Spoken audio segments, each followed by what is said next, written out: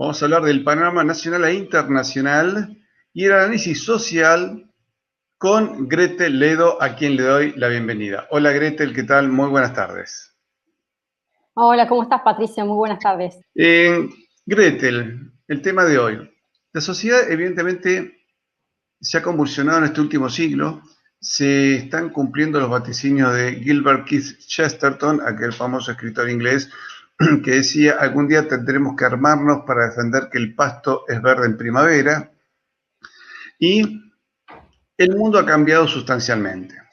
El hombre antiguo, precristiano, era un hombre angustiado que gracias a los griegos logra entender algo del pensamiento y de la situación del hombre en el mundo.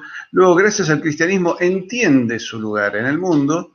Eso desarrolló la civilización tanto en Occidente como en buena parte de Oriente y en África, pero estamos viendo que desde el siglo XVI la revolución religiosa del norte de Europa provocó un golpe, luego la Revolución Francesa provoca otro golpe, el cambio de los estados, ¿no es cierto? El Tratado de Westfalia también había provocado otro golpe, la destrucción del Imperio Español, cae la monarquía católica en América, aparece Inglaterra como potencia dominante, hoy Estados Unidos, que disputa su poder con China. En esas idas y vueltas de la historia, que uno justamente nota cada vez más el hilo conductor de Dios y el hilo deshilachado de la obediencia humana respecto a Dios, vemos un hombre angustiado. En esa angustia, determinados poderes han avanzado y se han hecho dueños de la política, de las sociedades, de nuestras vidas y de nuestra salud, queriendo imponernos hasta sistemas de salud que nos terminan dominando o destruyendo. Bien, hoy el poder político prácticamente podemos decir que no nos representa a grupos de poder que lo financian. La caída de la monarquía no significó un avance de las libertades, por el contrario, significó una disminución de las libertades y el avance de poderes burgueses que se han hecho dueños de nosotros. En esas circunstancias hemos llegado a un siglo XXI angustiante. Vemos que los jóvenes incluso son remisos a formar familia, a tener hijos porque no saben en qué mundo van a estar. El mundo no es previsible como era en la época de nuestros padres. Te casabas, buscabas familia, estudiar, trabajar. Hoy no se sabe qué va a ocurrir. ¿Cuál es la situación que ves del poder político y el ciudadano en este momento? ¿Estamos en una situación de miedo? Es interesante, bueno, toda la antesala que estás mencionando, Patricio, y uno puede llegar a ver una especie de correlato, si se quiere. Por eso el tema que hoy vamos a abordar está vinculado a la libertad del temor, ¿no? Cómo el temor ha tomado rienda suelta en todo este escenario, ha, digamos, corrido ese universo de construcciones que año tras año, siglo tras siglo, hemos conquistado, que tiene que ver con nuestros derechos individuales, y el temor de alguna manera ha paralizado y ha creado las condiciones para forjar otro tipo de escenario, ¿no? Ese escenario donde la dimensión está vinculada justamente al autoritarismo, ¿no? Al gobierno de la desidia del poder por el poder mismo.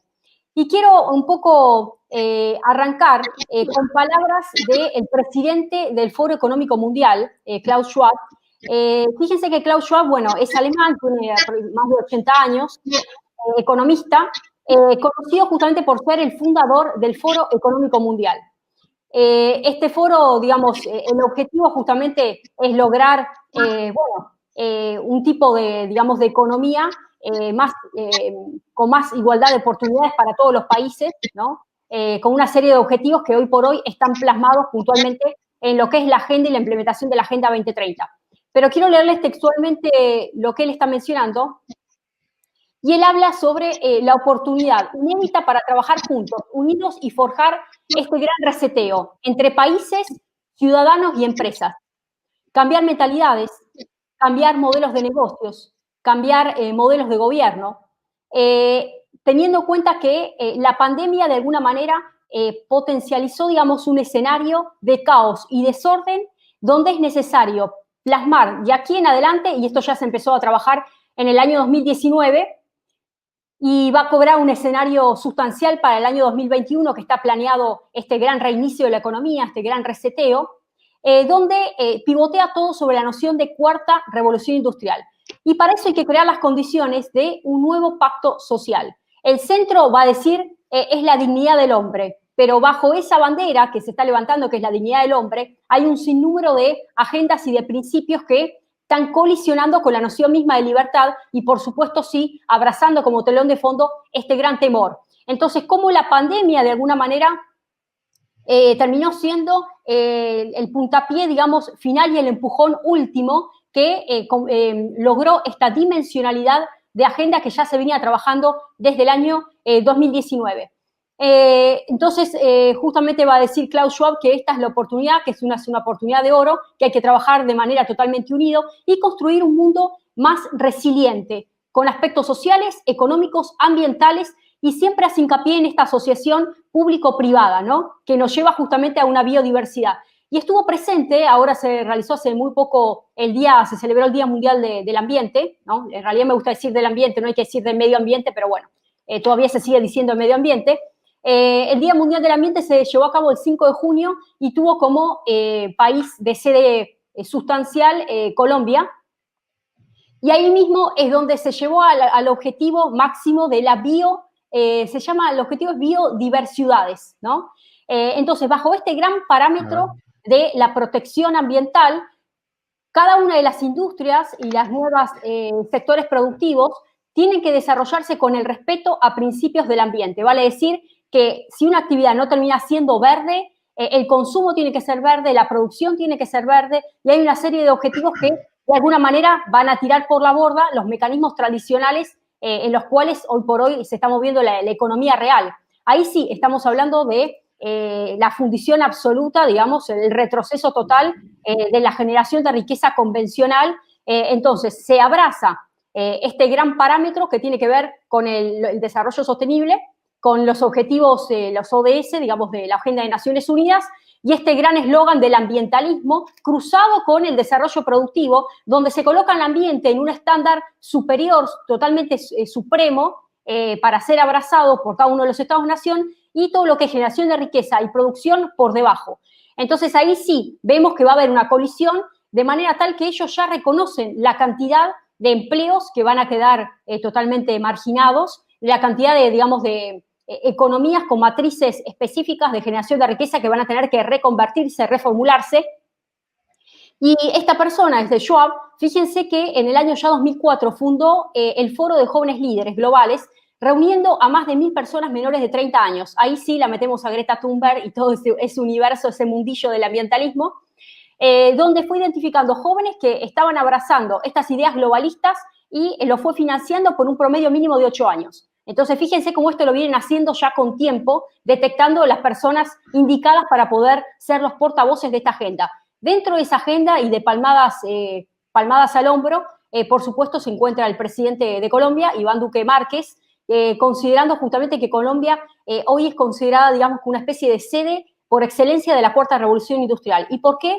Porque está haciendo ingreso a esta nueva matriz con una visión tajante, digamos, de llegada de las corporaciones tecnológicas, injerencia directa en asuntos estatales, asuntos de gobierno, objetivos también ligados a todo esto del tema del cuidado del ambiente. Se quiere ahora hablar de 1 billón de árboles, o sea, se están plantando 1 billón de árboles. Ellos, digamos, levantan las banderas del ambientalismo en desmedro de una serie de cuestiones que van a colisionar directamente con matrices productivas económicas, y grandes sectores que hoy por hoy vienen desarrollándose y generando la riqueza de tal o cual manera, ¿no?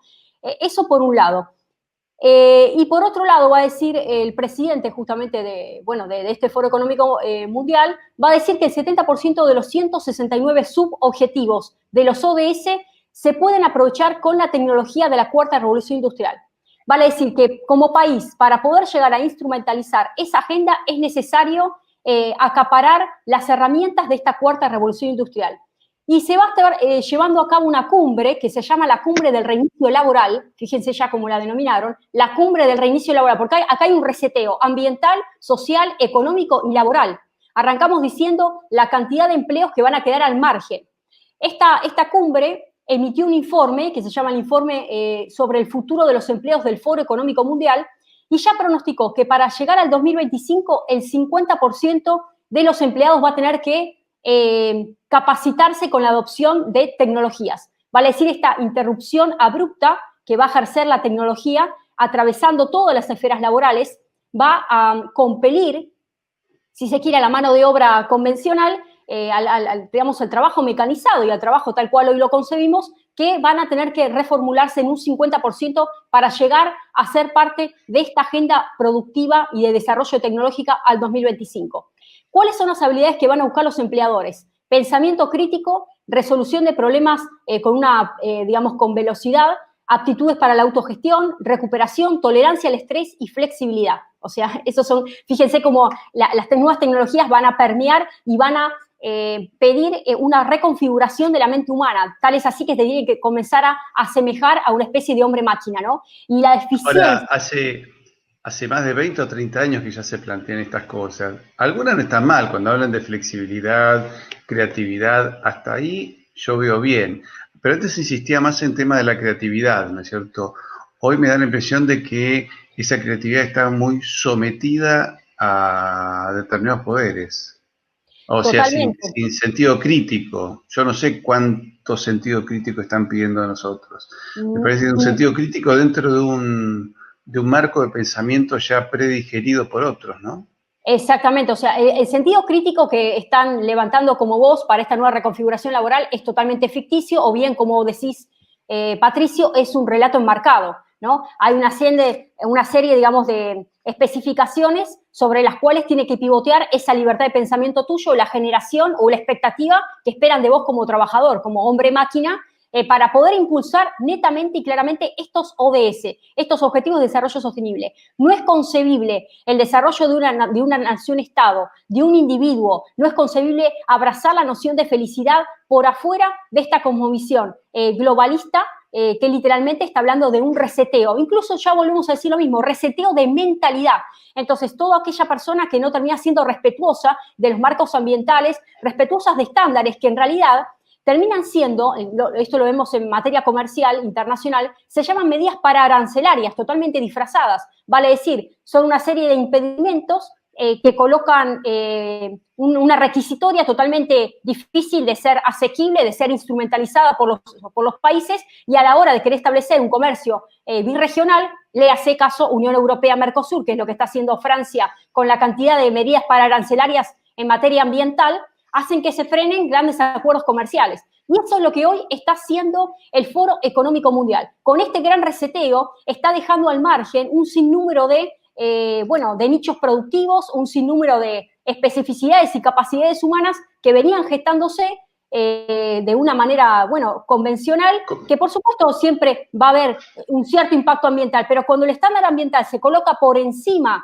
digamos, de los estándares productivos, ahí sí, no hablamos de un desarrollo sostenible, sino de un marco supranacional con un interés que es inasequible, que es difícil de ser tangible, que automáticamente va a desplazar a la pauperización y a la pobreza a un sinnúmero de nichos productivos. Y eso es lo que ¿Qué nichos productivos notás que quedan de lado?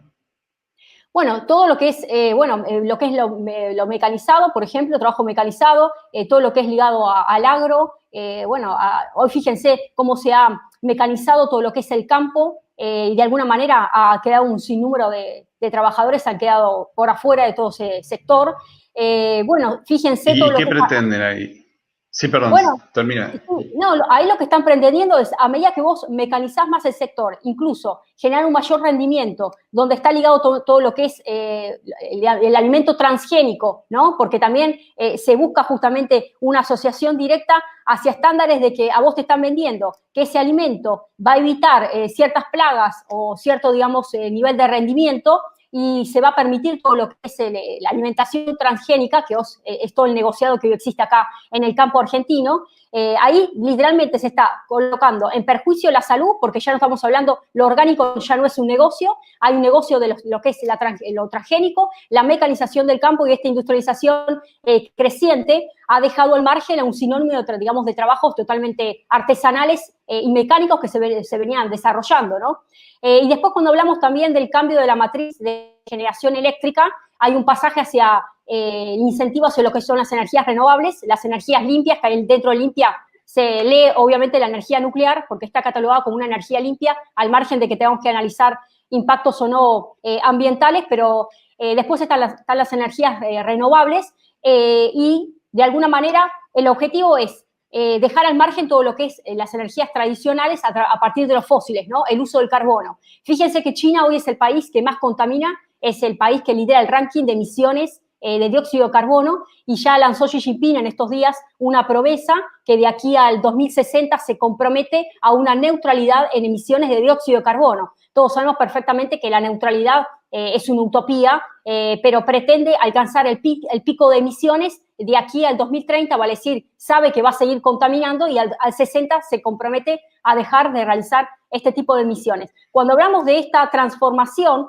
en las pautas también de generación de energía eléctrica, dejando de lado los fósiles, hay un sinnúmero de industrias, de empresas que se valen de este tipo de, digamos, de recurso a la hora de generar riqueza. Entonces, ahí sí, hablamos de todo un negocio de las nuevas tecnologías y cómo el cuidado del ambiente termina, digamos, perforando patrones de ajuste y reconversión que hoy por hoy la mayoría de las empresas no están en condiciones de enfrentarlo, porque hablamos de grandes costes. Después, por ejemplo, si hablamos del tema de energía eléctrica, recuerden durante la gestión del gobierno de Mauricio Macri en la Ciudad Autónoma de Buenos Aires que se hizo toda una reconversión a nuevas luminarias con, bueno, para que tengan menor, digamos, grado de, digamos, de consumo para pasar a un uso más eficiente. Ahí sí también. O sea, detrás de todo cambio, por más que a vos te lo vendan como eficiencia energética, porque es otro de los eslogans que vende también la Agenda 2030, es la eficiencia energética, existen negocios por detrás de empresas que se plantean en grandes concesiones, grandes licitaciones y que son las que se presentan al momento de ofertar ese bien o ese, digamos, ese insumo específico que va a implicar, digamos, una revolución y un recambio tecnológico. Para una empresa, esa reconversión también tiene un impacto en sus finanzas, ¿no? Entonces hay que sopesar y no colocar en un estadio supremo el tema ambiental cuando hay una colisión directa con el tema productivo. Y lo que se está hablando también ya de por sí es una especie de doble perturbación.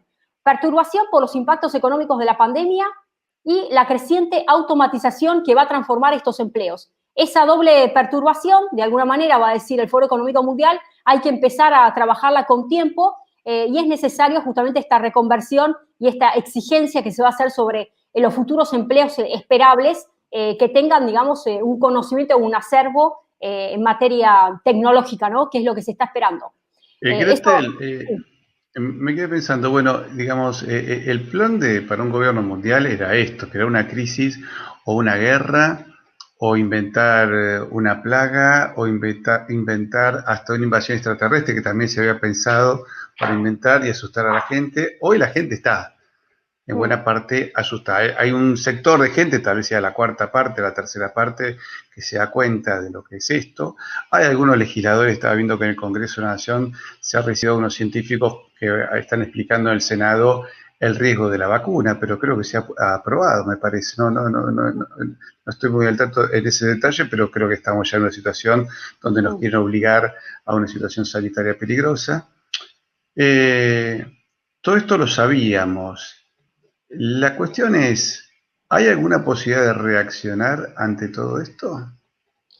Y la verdad que es un poco lastimoso porque estuve mirando un poquito las imágenes sobre, bueno, el toque de queda que está sucediendo ya ahora en Europa, lo que está pasando en España, que es tremendo, porque ya desde algunas ciudades desde las 22 horas hasta las 6 de la mañana están literalmente en encierro permanente, salvo cuestiones de urgencia sanitaria, laborales o demás, o tener que visitar a un adulto mayor. Otro tanto está sucediendo ya en Francia, en tantos países. En Alemania todavía es un poco reacia a que se termine de implementar. Pero bueno, Pedro Sánchez dijo estas palabras que las quería leer porque parecieran memorables. Cuanto más nos quedemos en casa, menos contactos tengamos. Más protegidos estaremos. A menos movilidad, menos contactos, menos posibilidades tendrá el virus de contagiarnos. Por tanto, quedémonos en casa, todo sea por, bueno, lograr repeler, digamos, la pandemia. A ver, si uno se pone a pensar lo que está sucediendo ya en España, y sabemos que Argentina tiene un contexto totalmente ligado, y lo que pasa en España hay una afinidad directa política también. Con eso te quiero un poco responder, lastimosamente, perdóname Patricio, que yo no quiero ser agorera, pero soy realista en esto, no puedo ser una persona utópica. La situación es que escuchás a españoles que están apoyando, algunos porque les venden el 70-80% de la información totalmente contaminada y repiten lo que dice el gobierno, lo que dice Pedro Sánchez, lo ven como un gobernante que está tomando las medidas necesarias para proteger este bien supremo que tiene que ver con la salud pública, que obviamente hay una colisión directa con derechos individuales. Ahí por eso hablamos del título de hoy, que tiene que ver con la libertad del temor. Entonces, si uno ve ese escenario que ya está sucediendo en España, que ya sucede en Francia, porque Emmanuel Macron te lo vende de una manera que prácticamente decís, este hombre es una persona totalmente sensible por lo que está sucediendo, y en tantos países de Europa, me es difícil a mí como ciudadana argentina entender una supuesta, digamos, posibilidad de reacción, de reagir, digamos, de la ciudadanía, ¿me explico? Lo veo como muy difícil, porque tenemos como antesala qué es lo que sucede en Europa, y nosotros de alguna manera siempre vamos un paso dietro, pero prácticamente muy, muy pegado a esa realidad. Tal es así que uno ve un sinnúmero de informes y, bueno, digamos, consume lo que es los medios convencionales y realmente no se deja entrever una especie de pensamiento crítico o de cuestionamiento hacia esa información. O sea, han logrado con éxito convertirnos en objetos de información. Ya no somos sujetos que construimos, porque esto lo hemos conversado anteriormente. La especie de falacia, si se quiere, idílica, que a cada uno de nosotros nos generan las redes sociales cada vez que queremos interactuar o cada vez que queremos informarnos, se genera esta especie de cosmovisión de que somos libres al momento, no solamente de consumir, sino de emitir un juicio de opinión, un juicio de validez, cuando en realidad sabemos perfectamente que cualquier persona que opina lo contrario ya está literalmente en una lista prácticamente marcada. Esto ya está sucediendo, lo sabemos en los medios no convencionales con un sinnúmero de sanciones que, bueno, vos te ha sucedido, Patricio, vos sos testigo, sos protagonista de todo este escenario. Eso por un lado. Y por otro lado, cuando uno quiere llegar a transferir o a transmitir ese pensamiento crístico, te toman de negacionista, te toman de conspiracionista. Aparte, es imposible pensar que el Foro Económico Mundial, es imposible pensar que el FMI, es imposible pensar que, bueno, que Naciones Unidas, ¿no?, que la OMS estén equivocados, porque si no, sería como un gran escenario donde está montada una escena, ¿no? Nosotros obviamente somos títeres de esa gran recreación teatral, pero sería impensable que el autor de ese teleteatro esté creando una escena tan macabra para que cada uno de nosotros terminemos matándonos a nosotros mismos, porque esto es lo que está sucediendo. Hoy una especie de homicidio social. Es así, ¿no? Es decir, hay muchísima gente que está muriendo por problemas de hambre, porque le han impedido continuar tratamiento del corazón, tratamiento del cáncer, tratamiento de enfermedades. Dicen que todo tiene que ser para este tema. Los datos que nos dan no son fiables. Hemos visto en los noticieros como hasta 2 accidentes de tránsito los han pasado por COVID. Entonces, bueno, hay unas situaciones absurdas. Y como decís, todo este reseteo, pregunto, ¿terminará con una suerte de asignación universal, con un sueldo igual para todo el mundo, que alcance apenas para comer? ¿Una cosa así? Sí, totalmente. Digamos, lo que subyace en todo esto, obviamente, es un ideario autoritario y comunista, porque se está tendiendo hacia eso. Y quería comentarles, hablando de esto, ya que justamente lo trajiste a colación, la China comunista es parte de este gran reinicio. Se realizó una presentación virtual del Gran Reseteo y estuvo a cargo de Man Shun. Man Shun es parte del Comité Financiero Verde Chino y él es miembro del Partido Comunista Chino, consejero especial del Banco Popular Chino, que obviamente es controlado por el Partido Comunista Chino, y mencionó justamente que es fundamental que cada uno de los países sean parte de este gran cambio, digamos, que tiene que ver a esta tendencia de la reducción de emisiones, y es un paso para la cooperación internacional. Fíjense cómo, de alguna manera, hay una agenda explícita, digamos, de parte de China, de ser parte, digamos, de este gran cambiamiento, digamos, de esta gran, tornar, digamos, si se quiere, inoperativo una serie de categorías que obviamente van en contra de los modos convencionales de producción. Y por otro lado, quiero leerles también palabras de la directora general del Fondo Monetario Internacional, Kristalina Georgieva, que, digamos, esta búlgara justamente creció en la Bulgaria comunista y está promoviendo este enfoque verde. O sea, por eso hasta ahora, fíjense que les hablé del Fondo Monetario Internacional con Georgieva, les hablé del Partido Comunista Chino con esta injerencia directa, les hablé del presidente del Foro Económico Mundial, ¿no?, que tiene sede, digamos, directa en lo que es Davos, y la injerencia directa porque de ahí se arman todas las agendas a nivel internacional, donde hay trabajo mancomunado tanto en el sector privado como público para bajar agendas directos y donde intervienen corporaciones tecnológicas, logros ambientalistas, y grandes líderes en materia política, ¿no? Entonces, esa conjugación entre el sector público, sector privado, agenda global digitada, y donde literalmente los estados que son parte implementan esa serie de iniciativas que nace de ese foro económico mundial. Entonces, ¿qué va a decir Kristalina Georgieva? Va a decir que a partir de ahora los estímulos fiscales que se estén otorgando para estar paliando esta crisis, lejos de estar apoyando, digamos, a aquellos sectores que terminaron más golpeados con esta crisis sanitaria global, tienen que enfocarse directamente a empresas ecológicamente correctas. Fíjate cómo lo dice ella, empresas ecológicamente correctas. O sea, son incentivos para cualquier tipo de nicho productivo que tienda a reducir las emisiones de dióxido de carbono, aprovechando o agregar bajos precios de petróleo, ¿no? Necesitamos un gran reseteo, no un paso atrás. Después dice, estamos asistiendo a una inyección masiva de estímulos fiscales, es necesario llevar en el futuro un mundo más verde, más justo, más inteligente. Ahora, cuando hablamos de este tipo de dignidad que ellos mencionan, porque hacen poco en el tema de la dignidad humana y el tema de la igualdad, además del tema de las ciudades más inteligentes, porque las smart cities están totalmente ligadas en esta Agenda 2030. ¿Qué son las ciudades inteligentes, te referís? Exactamente, sí. ¿Cuáles son las ciudades inteligentes acá en América o en Europa? En América, a ver, yo te voy a decir, en Argentina por lo menos está teniendo una aspiración a hacer una Smart Cities en Buenos Aires, la ciudad autónoma de Buenos Aires. Es una de las ciudades que arranqué y que va guiando. Y estoy hablando de la eficiencia energética, de un recambio en el uso de las energías, en la disminución de las emisiones de dióxido de carbono, en todo lo que es la interconectividad a la hora de trasladarse, no utilizar la menor cantidad posible de transporte individual. Va a decir que yo con mi auto solo no me muevo a mi trabajo, sino en todo caso utilizo una bicicleta o algo que no contamine, o si no comparto, digamos, en el auto varias personas que estén trasladándose, o sea, evitar el famoso traslado personal, ¿no? Porque ahí sí estoy realizando un impacto hacia el ambiente, ¿no? Todo lo que es la circulación. Ahora, una pregunta. Sí, que evidentemente uno puede hasta decir, qué sé yo, la gente que en un peaje van varias personas en un auto, le cobras un poco menos que al que va solo. O sea, se pueden hacer siempre estímulos de algún tipo, pero igualmente la implementación de tecnología verde, ¿no genera también más fuentes de trabajo? Bueno, eso en realidad... o sea, lo que quiero decir es lo siguiente, una empresa dice, yo tengo que reconvertir parte de mi industria, ¿no me podrían reducir impuestos porque genero más fuentes de trabajo? Patricio, me estás repitiendo el discurso de Biden, ¿sí? Pareces un vocero de Biden. O sea, Biden va a decir eso, de hecho lo dijo ahora en el debate. Él abraza la idea de que este recambio y esta reconversión tecnológica va a permitir un empuje hacia la construcción.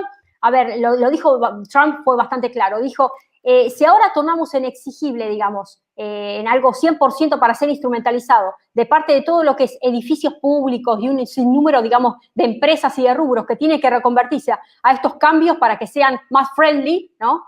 Más friendly en términos verdes, implicaría un nivel de inversión espeluznante, digamos, ¿no? Que hoy por hoy cualquier país no estaría, digamos, cuando hay hay otros escenarios para trabajar, hay otras prioridades, no hablar de una reconversión de eficiencia energética, no pasa por ese lado. Lo que sí hay claro es un negociado directo de aquellas empresas que ofrecen ese tipo de servicios para ser implementados por el sector público. Vos siempre pensás, detrás de todo anuncio de un político hay un negocio detrás, es así. Es muy difícil, si no tenemos que hablar de un gobierno totalmente abierto, ¿no? Gobiernos totalmente abiertos donde todo sea totalmente transparente. Ahora, ¿qué pasa? Si ese gobierno abierto, vos entregas los software y el manejo de esas tecnologías y la implementación de esas plataformas a empresas como Microsoft, yo te pregunto, ¿qué tipo de gobierno abierto me estás hablando? ¿No? Cuando también estamos hablando de una Big Data y una información pública que se vuelca, digamos, a los servidores, y se está utilizando tecnología y software proporcionados por grandes corporaciones. Y ahí sí creamos la dependencia directa hacia esos negociados empresariales, porque detrás de todo esto hay negocios de corporaciones tecnológicas que todos sabemos con nombre y apellidos quiénes las impulsan, y acá en Argentina ya hace años que están instalados. A ver si puedes saber de alguna, algunas son públicas. No, bueno, ya las conocemos, como te dije recién, lo de Microsoft es, ya Bueno. viene desde la década del 90, o sea, desde que yo estoy, desde bastante chica que ya es de público conocimiento, ¿no? Y convenios en donativos, en cantidad, bueno, acceso a computadoras, software, y hay una dependencia directa hacia esos mecanismos, hay una lucha sobre el famoso software libre, que bueno, es el gran dilema que se establece hoy, hasta dónde la dependencia directa hacia un solo proveedor y por qué no hablar de un software libre, ¿no? Porque existe esa dependencia, ya sea desde una reactualización hacia los virus, ellos pueden lanzar un virus en cualquier momento, siguen siendo los propietarios y la tenencia del uso de la información que nosotros volcamos en las redes. Entonces nos tornamos nosotros en organismos vivos de ese gran monstruo y de ese gran aparato tecnológico donde se succiona esa información y después se comercializa esa información, se vende esa información, ¿no? Desde una tendencia hacia una campaña política, desde saber cómo manipular el pensamiento de cada uno de los internautas, si se quiere, los consumidores, pues somos consumidores digitales, no somos los que creamos la información, sino que la terminamos consumiendo. Consumimos lo propio que nosotros estamos regurgitando. Esa porquería que circula en las redes, en los medios de comunicación, que es totalmente ficticia, que está inventada, la terminamos consumiendo, la terminamos reproduciendo y después llegamos a contabilizarla como algo absoluto, ¿no? Y eso es lo que está sucediendo hoy. Y se creó ese famoso universo del temor, del terror, a partir de creer lo que circula en los medios de información, ¿no? Eso es lo que está sucediendo. Yo lo que noto además en toda esta maniobra que se está haciendo a nivel mundial, creo que estamos viendo los últimos estertores de libertad. No sé cuánto tiempo más vamos a poder estar comunicándonos de esta manera. Veo también una fuerte persecución a la religión. Sí. Es decir, uno lo que nota, por ejemplo, que se permiten casinos, pero se cierran iglesias, ¿no? De hecho, Donald Trump tuvo una discusión con algunos gobernadores exigiendo que se abrieran iglesias, templos, mezquitas y sinagogas, porque decía, América necesita rezar más, no menos. No puede ser que haya estados que habilitan casinos y cierran iglesias. ¿Por qué? ¿Acaso es más peligrosa la iglesia que el casino? ¿No es cierto? Y además él demostró que se aplicó un remedio y se curó, y es la prueba viviente de que hay remedios mucho más accesibles. Por otra parte, uno ve que se están planteando soluciones a este tema, y en la Argentina ya hay soluciones y se les ha prohibido hablar, pero creo que en Colombia también han aparecido soluciones y también se prohíbe hablar, ¿no es cierto? Es decir, estamos viendo una situación bastante tenebrosa. Y al fin último, uno ve que es un ataque a la religión, que te acordás que Hillary Clinton dijo, ¿no? Todas las religiones van a tener que someter sus credos al nuevo orden mundial, a lo que nosotros digamos. Entonces realmente estamos viendo una situación bastante siniestra, y creo que el fin último de eso es el temor de la gente, que se olviden de Dios y que terminen adorando algún tipo de poder humano. Sí, recién acabas de mencionar algo, me quedé con si el casino o la iglesia, ¿quién es más peligroso? Bueno, yo te lo respondo, la iglesia. La iglesia genera las condiciones para revelarse a la docilidad almática, espiritual, mental del status quo. Vos pensás que en este momento hay una especie de giro holístico. ¿Te acordás cuando existían las famosas revoluciones paradigmáticas, no? Hay un giro copernicano. El giro copernicano es un nuevo mundo. Esta nueva normalidad, este nuevo escenario requiere de nosotros, los seres humanos, docilidad, requiere mortandad espiritual para que se torne en operativo ese programa macabramente diseñado por un gran, digamos, mecanismo autoritario de imposición, pero que termina siendo avalado como algo legítimo. Se han creado las condiciones para que nosotros, los seres humanos, no contendamos. No existe una contienda, sino que existe una especie de apertura total para que esto llegue a nosotros. Ya es una realidad las nuevas tecnologías, es una realidad el tema de la agenda verde. Recuerden cuando arrancó todo esto ya en la gestión de Mauricio Macri, que se llenaba la boca con que Argentina es parte del Acuerdo de París, que el Pacto Verde Europeo, y cuando fue, vos sabés que ayer, te cuento, antes de ayer, estuve repasando discursos de la campaña cuando eran las precandidaturas de Fernández, de Macri y de Labaña. Los tres dijeron lo mismo. Los tres dijeron que nosotros vamos a implementar y apoyar los ODS la Agenda 2030, el cambio climático, parecía un libro de manual, o sea, está inficcionada, la dirigencia política está inficcionada, perdóname que me pongo así, pero es la realidad, o sea, esto atraviesa todos los sectores, han logrado permear en las ideologías de centro-derecha, en las ideologías ligadas a la izquierda, en las ideologías que se venden de centro, se venden como de centro, que están en el medio, pues no existe de centro, acá no hay derecha, izquierda, de centro, no hay nada. Acá hay una agenda global que lo que hacen es tomar a los políticos de turno para que terminen instrumentalizando. Entonces, en este escenario, la Iglesia es peligrosa porque crea la rebeldía, o sea, la situación de oveja fiel, la situación de oveja fiel que esperan de todo el ciudadano argentino, colisiona con esa libertad espiritual que te puede dar un campo de acción directa, de relación directa con Dios, ¿no? Porque, a ver, ¿cuál es el refugio que puede, yo te pregunto, qué refugio puede tener una persona en esta situación de impotencia total? Esto me hace acordar a los famosos mártires perseguidos, la época de Cristo, después de Cristo, bueno, en todas las épocas siempre hubo perseguidos. Bueno, Pero, Diocleciano, para sostenerse en el poder, mandó a quemar, matar y tirar a los leones a los cristianos. claro. La Unión Soviética, para imponerse, empezó por masacrar a los popes de la Iglesia Ortodoxa rusa, luego cuando pasó sobre Ucrania también sobre los sacerdotes católicos, lo mismo en toda Europa Oriental. En Polonia no pudieron, pero más o menos. En China se sigue haciendo. Es decir, siempre que se quiso imponer el poder de unos pocos, cuando la Liga Hanseática en el siglo XVI quiso imponerse también, provocó las guerras de religión en el norte de Europa.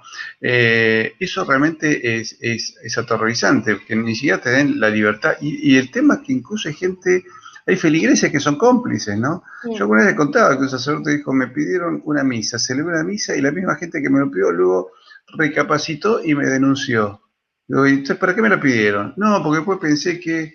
Bueno, entonces hagan lo siguiente, adviértanme que la próxima vez o que no me la vuelvan a pedir, pero es decir, la gente actúa como estúpidamente. Es decir, parece que el argentino, pero en Europa pasa lo mismo, la mentalidad promedio es de 8 años de edad, ¿no es cierto? El ser humano se ha estupidizado. Gente que va a pasear con su familia en un parque público y dice, viene un policía y dice, no se permitan reuniones sociales, pero si es mi familia, estoy con ellos en mi casa también, ¿cuál es el tema? Y el policía no entiende, dice, pero es una reunión social, y en mi casa estoy con ellos, o quiere que mis hijos lo tire a la cucha al perro. Si es la misma realidad. Y no logra hilvanar, le cuesta hilvanar ideas al mismo policía, ¿no es cierto? Entonces, vos decís, estamos estupidizados. A la gente se le ha metido demasiado deporte, demasiado vicio, demasiada droga, demasiada pornografía, demasiada disolución familiar y disolución cultural. Vos tenés hoy abogados que no conocen el mundo clásico, entonces ¿cómo vas a ejercer la ley si no entienden lo que fue el mundo romano, el derecho romano, el mundo griego? No entiende nada, no entiende cuál es el concepto de civilización. Entonces vos tenés jueces que están haciendo disparates y se meten sobre todo atacando lugares de culto ya desde hace tiempo, porque según ellos consideran que están haciendo algo mal que tiene que ver con la disciplina propia de un convento, un monasterio, una iglesia. Entonces estamos en un grado de paranoia y de destrucción, hay una cápita disminución muy fuerte. Entonces, claro, hoy le metés cualquier miedo a la gente, ¿no? Totalmente, ahí me quedé pensando lo que estamos hablando recién sobre el tema de qué tipo de agenda y qué es lo que para ellos se considera peligroso, pero hay algo que para ellos sí se considera fundamental, no peligroso, sino te diría que es la bandera número 1, que es la igualdad LGTB. O sea, está colocado justamente, esto textual, estoy en la página del Gran Reseteo, o sea, no estoy inventando nada, esto está colocado en la página del Foro Económico Mundial, que aborda justamente un libro específico sobre la oportunidad de la pandemia como una oportunidad dorada, ¿no? Dorada justamente para implementar este gran reseteo y la inclusión, digamos, y esta construcción de la apertura, si se quiere, ¿no? de igualdades totales, absolutas, y dicen así, en particular, abrazar el tema de la diversidad. ¿Para qué? Para la inclusión que va a permitir la reconstrucción de las economías. O sea, ellos dicen, fíjate esto que no hay un correlato, dice que la inclusión de personas LGTB va a permitir la recuperación más rápida y una coalición, digamos, de empresas que van a promover la igualdad LGTB. A ver, te pregunto, vos, Patricio, ¿encontrás algún tipo de razonamiento, digamos, que me pueda llevar? No, me parece que incluso se está usando a las personas que han adoptado esa decisión de vida, que de la calidad cristiana nos puede indicar lo que dice la Biblia, ¿no? Pero me parece que los están usando justamente para imponer una situación en la cual ellos también van a estar sometidos. Acá el grupo LGTB también va a quedar sometido como está sometida la iglesia. Es decir, los están usando. Lo que pasa es que ellos no ven que los están usando. El hombre que tiene fe ve que lo está usando. Entonces, hoy acá nos preguntan, ¿es posible que estemos viviendo un síndrome de Estocolmo? Sí, porque estamos amando a nuestros carceleros. Es la primera vez que en mi edad que los argentinos le creemos a los políticos. Nunca le hemos creído a los políticos. Desde que yo era chiquitito, ¿viste? La gente miraba lo que decía. Y ahora que le creemos, ahora a gobiernos que nos están fundiendo. Pues una persona, ¿quién fue? Guillermo Moreno dijo, además de la salud, tomando lo que decía el doctor Carrillo, que fue ministro de Salud de Perón, vos la solución es también tener una economía sana. Si vos no tenés una economía sana, ¿me querés decir cómo vas a hacer para curar la salud? Si la gente no tiene para comer, ¿cómo vamos a hacer para vivir y para curarnos? ¿Cómo vas a hacer para comprarte remedios? ¿Cómo vas a hacer para adquirir alimentación sana? ¿Qué dijo el día la doctora Brandolino? Recordó lo que eran las frutas de estación, ¿no es cierto? ¿Por qué no se hace qué sé yo, sacarle todos los impuestos a todo lo que sea cítrico, por ejemplo, que ayuden al cuerpo para combatir las gripes, ¿no es cierto? Que el kilo de naranja sea regalado. Entonces, buscar soluciones alternativas, no se busca soluciones alternativas, se busca complicarnos y encima tosigarnos con impuestos. El año que viene vamos a tener, creo que 16.000 millones de dólares al valor de hoy del presupuesto en políticas de género. Digo, flaco, sacanos impuestos, no nos metas más impuestos. Pero bueno, ahí es donde vos recién estuviste hablando sobre el tema de la utilización. Yo diría que es algo más gravoso todo esto, ¿no? De esta comunidad específica, que estos derechos que se están levantando como bandera, clase exclusiva, digamos, con implementación de ideología de género. Incluso hay cantidad de países que han recibido, si se quiere, limitaciones al nivel de financiamiento de Naciones Unidas a cambio de que se permita la implementación de la ideología de género en cada una, como una política de Estado y en escuelas, ¿no? Y el tema también del acceso línea de financiamiento para el tema del aborto. Entonces, ahí sí, yo te voy a decir, lo que se está atacando directamente es la familia, ¿no? Y eso saben perfectamente que todo lo que es ataque directo a instituciones creadas por Dios, hay una guerra encarnizada entre el hombre, entre este poder, digamos, oscuro y Dios mismo. O sea, esto es una lucha que va más allá incluso del poder, digamos, del poder mismo, sino que es una lucha espiritual. Entonces, están los analistas... Bueno, ahí lo vemos, la reacción es la vez en algunos países africanos que dijeron no a esto, en algunos países asiáticos, algunos países árabes, en Europa Oriental, en Europa Central, las reacciones, pero después ves un Occidente adormecido y una Hispanoamérica absolutamente de rodillas. Yo recuerdo hace muchos años acá hubo un coronel que fue bastante famoso, que peleó en Malvinas, que se llamaba Zaineldin, tenía un apellido árabe, y él decía que vamos a terminar los argentinos entrando de rodillas y amordazados y con una pistola en la nuca el nuevo orden mundial, porque nos van a ir metiendo todo lo que dijo hace 30, 40 años, ya no sé cuánto que lo dijo, que decía la destrucción de la familia, la destrucción de la educación, la destrucción de la economía, la destrucción de las Fuerzas Armadas, la destrucción del sentido de orden en la cabeza de la gente, y bueno, un país descapitalizado con una moneda que no sé cuánto vale hoy, cuánto vale el dólar hoy, todos los días cambia un 5% la variación de la moneda. Entonces hoy tenés un argentino que está esclavo. Yo no puedo creer que nuestro país, que hace 40 años se enfrentó a la flota inglesa y a la OTAN, hoy seamos un país esclavo, ¿no? Bueno, recién estuviste hablando de una noción que me gustaría profundizar. Hablaste sobre el tema del síndrome de Estocolmo. Yo lo que diría es que literalmente se han creado las condiciones para pulverizar la noción de libre albedrío, ¿no? Pero ahora bien, para que se llegue a esa pulverización de libre albedrío, pero de una manera sesgada, se crearon las condiciones justamente de necesidad. Vos sabés que para que exista, por ejemplo, una expropiación, ¿no?, de una propiedad privada, tiene que haber una ley, tiene que existir una condición específica y tiene que evaluarse la necesariedad, si se quiere, ¿no?, de por qué. O sea, tiene que haber una utilidad pública para la gestión directa sobre esa propiedad privada, de manera tal que se tiene que llevar a cabo una construcción, algo específico que sea de utilidad pública para resarcirte a vos propietario de esa utilización que va a realizar el Estado, ¿sí? ¿Hasta ahí vamos? Eso es una expropiación, muy bien. Vale decir que se te tiene que dar cuenta y se te tiene que especificar cuál es el motivo y se tiene que, digamos, ponderar por encima esa utilidad pública, por encima de por qué a vos te están avasallando tu derecho de ser propietario, ¿sí? O sea, hay una colisión entre un interés público y un interés privado.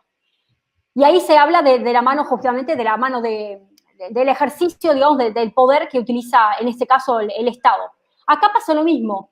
Se está colocando digamos, una evaluación de un interés público por encima del interés privado. ¿Cuál es el interés público y el interés supremo a ser protegido por ese Estado gigantiásico? Es la vida misma.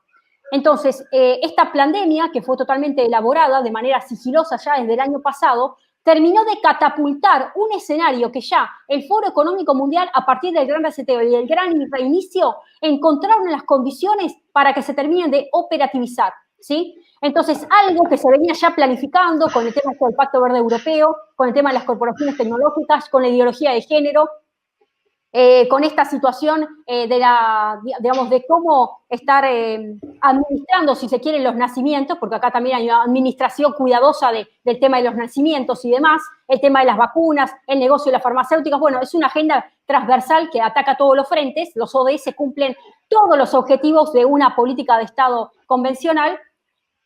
Se terminó de empujar este escenario coactivo que termina de coartar el libre albedrío con esta pandemia. Con este escenario se crearon justamente las condiciones para que se implemente bajo el escenario ya no de la legalidad, porque antes había una legalidad, Patricio, ¿sí? Antes había una legalidad. La legalidad vale decir lo que año a año dice el Foro Económico Mundial, que participa todos los países, ¿sí? Lo que dice el FMI, porque también hay una bajada línea, ¿sí? Pero ahora que se terminó de dar es dotar de legitimidad. La legitimidad está relacionado con la creencia de validez. Entonces vos ahora parás a cualquier persona por la calle y es imposible que esa persona te termine de cuestionar lo que dice el poder de turno, porque es imposible que el poder de turno se equivoque, es imposible que el rey esté ejerciendo un derecho, digamos, que tiene que ver con la protección de mi vida y en el camino quiera hacer rodar mi cabeza. ¿Me explico? Sería imposible, digamos, pensar en ese tipo de traición magnánima. Y es lo que está sucediendo. Entonces, se crearon las condiciones para que se aceite la legalidad montada en esa legitimidad. Y por eso estamos hablando justamente de esta sociedad posmoderna alienada, separada, de pensamiento crítico, de apertura mental, de apertura espiritual, de apertura visual. Entonces las almas dóciles están como literalmente dormidas. Es como si vos encontraras personas mutantes que están por la calle en una situación de verdad comprada, paquete cerrado. O sea, no hay posibilidad de... Cuando hablaste de los nacimientos, ¿a qué te referías? Bueno, me estoy refiriendo justamente que, no sé si lo he comentado en este programa, pero hay un sinnúmero de programas que ya se están implementando también en algunas provincias argentinas, donde se detecta, obviamente con Microsoft de por medio, por supuesto, el tema de potencialidades de embarazo adolescente, ¿no? En determinadas unidades de análisis de jóvenes con determinadas condiciones de vulnerabilidad que se analizan ambientes socioculturales donde viven, condiciones habitacionales, patrones de conducta y demás. A partir de ahí se diagnostica una posibilidad de que este universo de análisis de jóvenes van a tener cierta propensión o problemática con el embarazo no deseado, ¿no? Y bueno, y se desarrolla toda una política en torno justamente a la propensión de financiamiento para el tema del aborto. O sea, literalmente, para traducirlo de esa manera, en vez de existir una política dedicada a modificar la ley actual vigente del tema de la adopción, porque hoy para adoptar una criatura acá en Argentina es, no sé de qué te tenés que disfrazar para poder lograr una adopción rápida, porque no hay una adopción rápida, como en otros países. Entonces, en vez de modificar el marco normativo a partir del cual que la criatura pueda nacer y automáticamente ya en el momento de estar operando el embarazo se esté asignando una familia para que pueda... Hay tantas familias que quieren tener niños, ¿no? Sí, y además Entonces, otro tema, hay que educar al adolescente en virtudes, ¿cierto? Es decir, que la opción no puede ser una vida... Porque tenemos una sociedad que, Chesterton también decía, ¿no? Que promueve la lujuria, pero ataca la concepción. Entonces, hace que los chicos tengan sexo, pero después que no tengan hijos. Con lo cual debe generar hasta traumas antinaturales, ¿no? Porque un matrimonio tiene intimidad con el deseo de tener hijos. Entonces, después no tienen hijos. Y es frustrante, ¿cierto? Y estos chicos hacen que tengan sexo, pero después... que si es posible que aborten con los enormes riesgos para la salud de la mujer. Ahora, me quedé pensando lo siguiente, Grete. El mal no es homogéneo, porque algo que me llamó la atención, un país absolutamente progresista en el peor sentido del término, como es el Reino de Suecia, no se ha aprendido en esta maniobra de encerrona. La gente está libre caminando por la calle y han contenido incluso la enfermedad. ¿Será que, bueno, que el mal no es homogéneo, que no tiene los tentáculos bien puestos en todos lados? Sí, yo creo que hay sociedades que están entendiendo por dónde pasa la baraja, digamos, por quiénes están manejando todo esto y cuáles son los intereses de las corporaciones y organismos internacionales. Y también en ese escenario encuentro a Donald Trump, que por ejemplo lo denuncia de frente, ¿no? Ahí sí, donde él dice, esto no se trata de una elección de demócratas y republicanos, esto va más allá, ¿no? Y en ese sentido creo que hay países, como recién estabas mencionando, Patricio, que entienden por dónde pasa el escenario. ¿Cuál es el escenario sobre el cual ellos se montan? La defensa irrestricta de las políticas de Estado? O sea, cada uno de los estados justamente es soberano, un estado que no tiene moneda, un estado que hay una pauperización constante, donde la inflación es moneda corriente, donde, bueno, no hay un eje específico de salida al día después, porque hoy, eso es lo que a mí digamos, me duele, te voy a decir la verdad, que recién habíamos arrancado hablando sobre cómo ves el escenario en Argentina y yo te dije, no, veamos un poquito España, porque acá viene de rebote, esa es la situación, sí. Donde ya lo que está ocurriendo en España, lo que está ocurriendo en Francia, y vos decís, bueno, Francia la pongo un poquito más, no, ni siquiera. O sea, esa es la situación, que es difícil encontrar una puerta de salida. Estuve viendo empresarios y restaurantes alemanes que con las almas, digamos, totalmente quebradas, diciendo, habíamos logrado abrir con cierto protocolo, reformamos todo el sistema para poder atender con vídeos, con todos los requisitos para las medidas de seguridad, y ahora de golpe ya volvemos de nuevo a la segunda oleada, dice, ya está, me voy a tener que fundir. Hay hombres de familia que están viviendo con el sueldo de la esposa y ni siquiera con la mitad, porque a la esposa también le bajaron el sueldo porque era una empleada en relación de dependencia y él era un cuentapropista, quedó totalmente, y estoy hablando de Alemania, Entonces, por eso los alemanes están reacios a este famoso toque de queda y se ponen como locos. Cuando recién me estabas mencionando casos específicos de países de Europa, porque saben defender lo nuestro. Entonces, saben que hay una imposición de agenda donde los organismos internacionales están digitando, ¿no? Y la temática que hoy estamos abordando es la libertad del temor. Ya no es la libertad Una pregunta. la libertad de Sí, porque en realidad ya la gente le tiene pánico a los políticos, ¿no es cierto? Es la primera vez que la gente escapa de la policía para poder ir a trabajar. Antes escapaba el ladrón de la policía, el delincuente. No, ahora la gente que va a trabajar. Ahora, ¿qué ha pasado en Europa? Polonia, Hungría, los rusos también, ¿no es cierto? ¿Esa gente es más consciente de su patria? ¿Está mejor informada? ¿O tiene más criterio en reglas generales? Yo creo que también acá lo importante es la cabeza. La cabeza me refiero a quién lleva adelante las decisiones, ¿no? Por eso es importante también velar, obviamente, No, nosotros. pero a ver, No, pero me lo que te digo refiero. es lo siguiente, la clase política alemana es cómplice de esta situación, Mm, igual que todos lados. Pero el pueblo alemán está como más despierto. Las manifestaciones en contra de esta dictadura son masivas. sí. Son enormes. Y además, y hasta las fuerzas de seguridad y las fuerzas armadas alemanas tampoco se tragan este pescado. Es decir, ¿qué pasó en los argentinos? Sé que la educación alemana es mejor, creo que es la octava a nivel mundial, y la nuestra es la 80ª. Es decir, ¿será que hemos bajado tanto nuestro nivel cultural que ya no reaccionamos?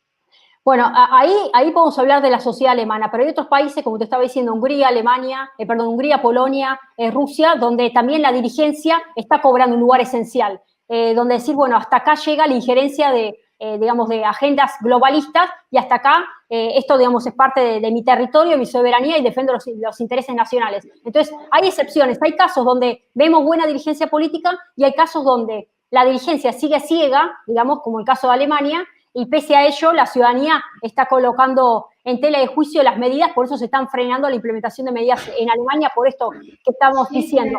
Ahí sí, yo creo que lo importante es el tema de la educación, ¿no?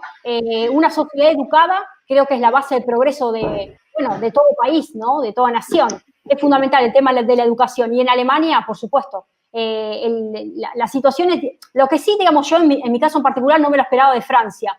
Ahí sí podemos ver cómo hay una especie, digamos, de sociedad que quedó en stand-by y no se subleva más, aunque en su momento, bueno, hubo ciertas rebeliones. No sé hasta cuándo la sociedad francesa va a seguir permitiendo esto, la verdad. En el caso de Francia, en puntual, es la que más A mí yo creo que, Gretel, ahí, tengo un paréntesis, me parece que en la sociedad francesa va a haber un choque religioso. porque, digamos, el musulmán es como que desconfía mucho más de la clase política, se cree mucho menos esto. Por otra parte, es una persona más dispuesta a la muerte, ¿no es cierto? Porque es menos materialista. El materialista se agarra a la vida con un accidente porque tiene terror al más allá. Entonces, y ese musulmán francés, que no se siente francés, siente un gran desprecio por la clase política y por la parsimonia y la debilidad, esta pusilanimidad del ciudadano que acepta todo lo que le dicen. Van a terminar un choque. De hecho, se dice que en la Fuerza de Seguridad francesa se habla de riesgo de una guerra civil en Francia. Y además porque esta agenda mundial viene con cambio de familia que los musulmanes no van a aceptar. Entonces ya hemos visto lo que pasó en Niza, ¿no? En ataque a una iglesia, y ya lo vemos a Erdogan patoteándolo a Macron, es decir, diciendo que los musulmanes están siendo perseguidos en Francia, lo cual no están así, ¿no es cierto? Pero sí está generando las semillas de un levantamiento, es decir, me parece que van a terminar en un choque. Hay una famosa profecía de fines del siglo XIX de una vidente francesa, Julie Marie Jainy, que vos sabés que vivía nada más que con la Eucaristía, y ella decía que Francia iba a ser islamizada y que iban a entrar en una guerra civil, ¿cierto?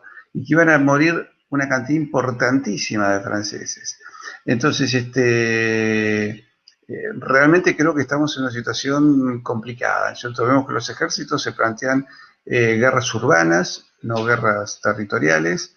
Hay países donde la policía no puede entrar en barrios musulmanes. ¿Y ahí cómo vas a hacer para implementar este tipo de ley? Andá a meterte en el barrio islámico de Londres a decirle, bueno, muchachos, lo vamos a vacunar a todos. Imagino que eso termina con una rebelión espantosa. Es decir, da la impresión de que esta tiranía choca con su propia maldad, ¿no es cierto? Sí, sí, totalmente. No sé cuánto tiempo más vamos a estar asistiendo a esta implementación subyugada, si se quiere, o consecuente de la ciudadanía, una gran cantidad de ciudadanía que termina pactando a través del silencio, porque hay dos tipos de pactos acá, ¿no? Es el pacto explícito y el pacto implícito, y el silencio también es un pacto. Entonces, toda vez que uno hace la vista gorda, toda vez que no cuestiona, toda vez que repite, o que simplemente espera la nueva implementación o el nuevo corrido de fecha para el nuevo toque de queda o la nueva segunda oleada. No sabemos esto cuándo termina, porque no es que hay una agenda de reconstrucción, una agenda de salida para el digamos, lo que es los nichos productivos, para, bueno, el ciudadano de a pie, si se quiere, ¿no? Entonces, cuando no hay una agenda de salida, hay una especie de comodidad del sector político de vivir en pandemia, ¿no? Y eso lo decía ya Michel Foucault. O sea, Foucault decía que la peste, la pandemia, la crisis es el mejor de los escenarios para que pueda gestionar la gobernabilidad y el nivel de confianza la clase dirigente. ¿Me explico? Eso ya lo decía Foucault. O sea, no lo estoy diciendo yo, estoy repitiendo lo que decía Foucault. Bueno, acá en la Argentina, perdón, no hay un proyecto de decir, bueno, termina la pandemia, ¿y qué pasa después?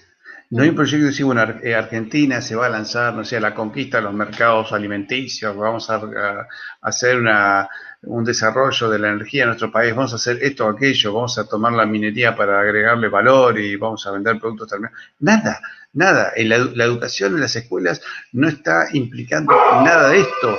Es decir, no hay ningún valor no se está pensando en valores agregados a la economía, no se está pensando en alternativas, ¿no? En que te voy a dar un sueldo. Ya no se están acostumbrando a la idea de un sueldo universal, una cosa así, ¿no? Lamentablemente ahí hay una tradición también de Roma misma, ¿no? Así que esto es un tema. Pero para cerrar, quiero que cierres tu idea y luego que nos digas si ves la posibilidad de que en algún momento el argentino y el español tomen conciencia. Quiero cerrar porque esto lo preparé chiquitito. Esto está en Proverbios capítulo 25, versículo 28. Dice así: como ciudad derribada y sin muro, es el hombre cuyo espíritu no tiene rienda. Y eso es lo que nos está pasando ahora. Somos ciudades derribadas, no tenemos muros. Se quebraron y se cayeron los muros espirituales, los muros almáticos, los muros que sostienen una familia, los principios, los valores. Y así estamos, sin rumbo. Cuando se pierde ese dominio propio, porque ya se desconoce lo que es propio, y ya lo ajeno tornó un lugar donde cobra una dimensión, que lo ajeno termina siendo un bien supremo que tenemos que abrazar todos, en desmedro y en colisión directa con mi bienestar personal.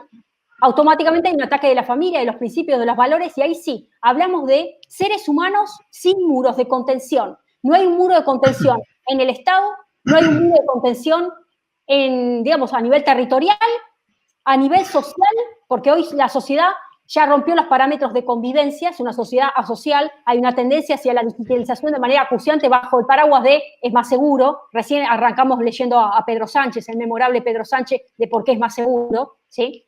El Foro Económico Mundial, que se viene esta reconversión laboral, donde al 2050 el 50% de las personas van a tener que reconvertirse a nuevas tecnologías, porque si no van a quedar fuori tutto, como fuera del mapa, fuera del sistema, ¿no? Entonces ya no hay muros territoriales, no hay muros sociales y tampoco hay muros espirituales, no hay muros familiares. Entonces, ¿hacia dónde vamos? Hacia un espíritu sin rienda. Entonces, cuando no existe rienda, es el vale todo. Y se están cambiando los parámetros de qué es bueno y qué es malo, ¿no? ¿Qué me corresponde a mí, qué le corresponde al otro? ¿Cuál es el sinónimo de libertad? ¿Qué se entiende por libertad? ¿No? Entonces, la libertad también está siendo digitada bajo determinados parámetros de convivencia. Entonces, la libertad, ¿cuánto de libertad hay dentro de la noción misma de libertad? ¿Cuán libre es esa libertad? ¿No? La conclusión, estamos hacia la involución de nuestras conquistas.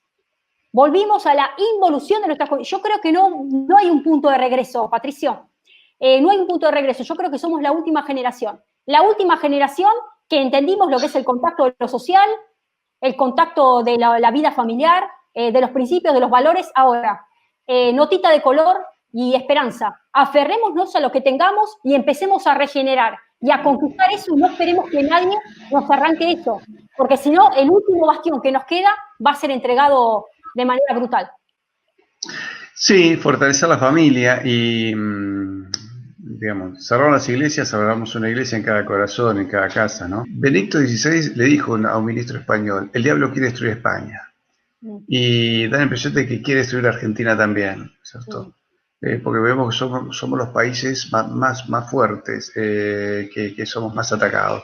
Hay un médico italiano que dijo, guarda que van para matar a italianos, españoles y argentinos, ¿no es cierto? Vemos aquí otro país, Canadá, que en su momento fue un bastión del catolicismo ya en Norteamérica. El Quebec ha caído y los gobernantes que han destruido más el Quebec han sido Justin Trudeau y su padre Pierre Trudeau, que eran del Quebec también, justamente, del rico católico. Entonces, evidentemente, se va con un ataque a la cristiandad, se va con un ataque a la iglesia. Vemos también las cosas que se están diciendo, hemos analizado, invitamos a todos que entren a nuestro canal, el programa que hicimos con Gretel sobre la última encíclica Fratelli Tutti, que es una encíclica no religiosa. Es un documento que podría haber sido hecho por Greta Thunberg, Greenpeace, la ONU, alguna entidad de ese tipo, no hecho por un papa. No tiene nada que ver. Yo pido 12, si lo está viendo desde el cielo, le digo, ¿qué es esto? Produce para leña, ¿sabes? Pero no sé, vos tomás la...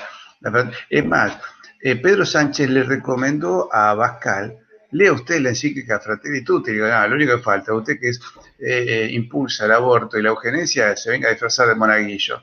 No, realmente estamos en ese sentido muy mal. Así que bueno, fortalezcamos nuestra moral interna, nuestro espíritu, nuestra religiosidad y recemos, porque si hacen todas esas cosas, en el fondo es porque saben que ya perdieron y lo que van a hacer son 10, 15 años de manotazo y de dominio. Y los cristianos sobrevivieron 300 años hasta que Constantino se convirtió. Y sobrevivieron, con persecución, algunos la pasaron muy mal, pero otros decidieron aguantar y curiosamente sobrevivieron. Y ahí está. Hace 2000 años que le pegan a Cristo, todavía está. Todavía camina. Todavía estamos de pie. Eso que decís vos es que estabas hablando y me quedé pensando. Pensá que nosotros seguimos leyendo la misma Biblia, o sea, leemos a la vida de Jesús, los testimonios, las parábolas, o sea, no pudieron, quisieron radicar sobre la faz de la tierra en ese momento y nosotros somos el testigo viviente de que continúa, que sigue en pie, ¿no? Esa fe. Así que, bueno, creamos que todo es posible, siempre en Jesús todo es posible, así que ese es el mensaje. Así es.